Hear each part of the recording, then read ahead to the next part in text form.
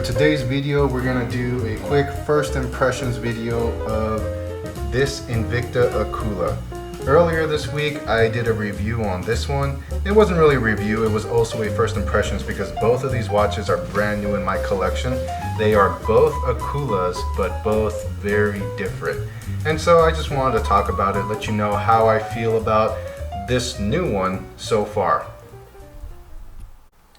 So first and foremost, what did I pay for it? I got this off of eBay for around $200. I don't know if this specific model is available anymore, but there are several different variations of color schemes, different styles of bezels, and all that stuff. Some of them are just battery operated quartz watches. This one is an automatic, which was what I was specifically looking for, and that was the price that I paid. And roughly they're around that area. You know, they range from $150 all the way up to several hundreds of dollars. And you know, we all know Invicta pricing is just all over the place, but around $200 and you should be able to get one fairly easily. Now let's just do a quick 360 so you can see how the dial looks on different angles of light, and also that beautiful case. There's the display case back. There's the bracelet. And here's the other side with the crown. And let's go ahead and look at that case back again. I went ahead and undid the bracelet so we can get a better look at that case back, which I think is absolutely beautiful.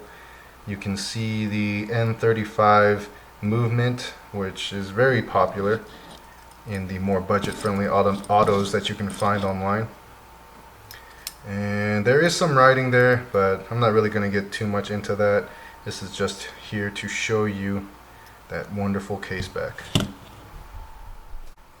Now going over some dimensions, we've got a diameter with the crown of about 59 millimeters, and just the bezel is 50 millimeters. And then lug to lug, here I'll measure from here to there, we're looking at about 58, 57 millimeters. And then case thickness,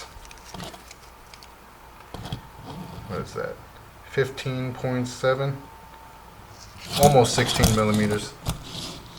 And then let me bring out my scale so we can look at the weight. So in ounces, we're looking at, wow, more than 10.5 ounces, which in grams, that is 304 grams.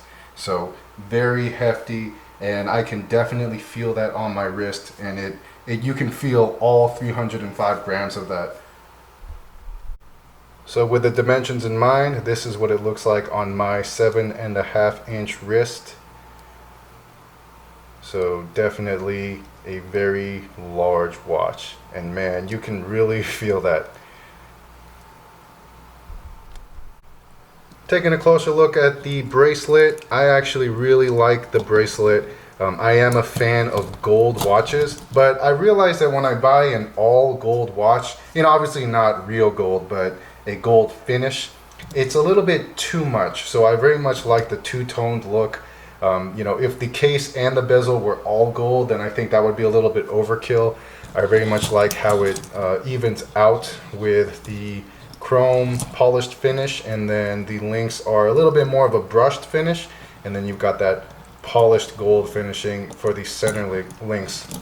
And that's, for me, I absolutely love that. You might not like that, but for me, it makes me smile. I think it looks so professional and elegant, and in a very manly way, and that's just really my style. So I absolutely love that.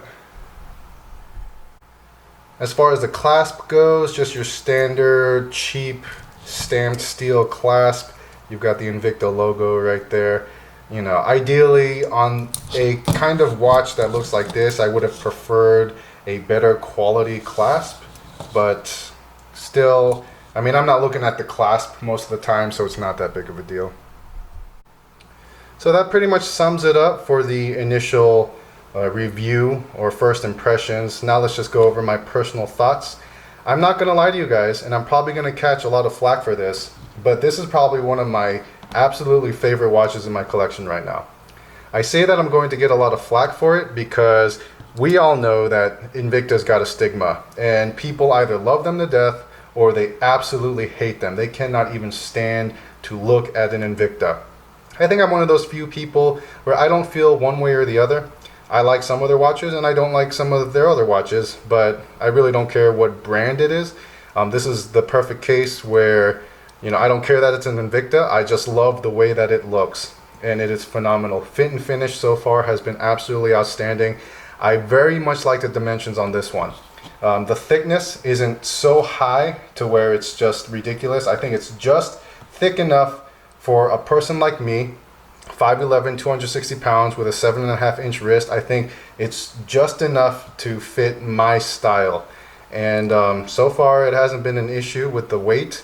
Granted, this isn't going to be your outdoor survival watch, right? This is more of just like your everyday going to work watch or looking nice watch. And I think in that capacity, it's just fine. And I absolutely love that dial. Look at how it reflects the light. It's like a tuxedo pinstripe blue, and it just looks phenomenal. I think the only issue that I'm gonna have with the Akula is the finishing. I don't know how durable and reliable it will be. So, you know, only time will tell. But so far, no issues, and I haven't had any issues with any of my Invicta autos with the N35 movement. So I'm really not too concerned about that. But that's all I gotta say for now. I hope that you enjoyed this video. I hope that this video helps you with your next watch purchase. Thank you for watching, and I'll catch you guys later. Bye.